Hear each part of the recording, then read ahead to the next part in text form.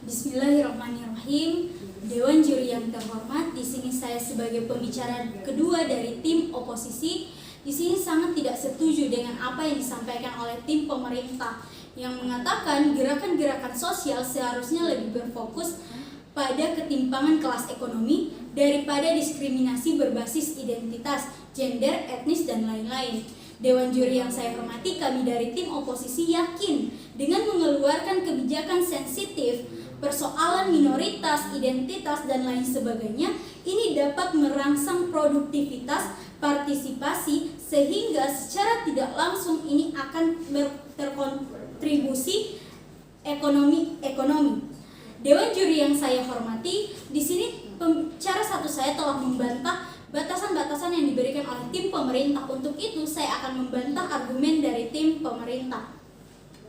Yang pertama, Dewan juri yang saya hormati, pemerintah mengatakan bahwa ekonomi ini dihadapi oleh semua orang.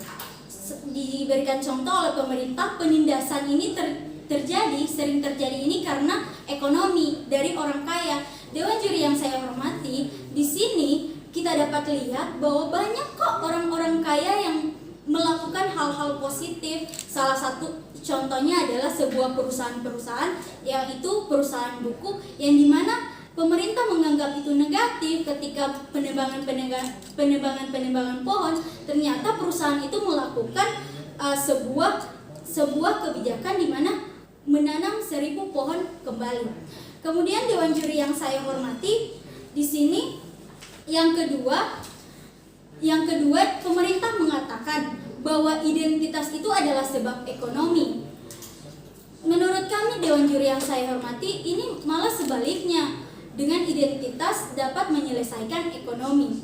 Di mana kata pemerintah, perempuan yang ekonominya rendah itu dipermainkan oleh laki-laki. Dewan juri yang saya hormati, di sini kami pikir bahwa tim pemerintah itu keliru, karena kita tahu bahwa di Indonesia itu ada paham patriarki, yang dimana perempuan itu selalu dianggap lemah, sehingga ini dapat menimbulkan gampang perempuannya itu diobjektifikasi.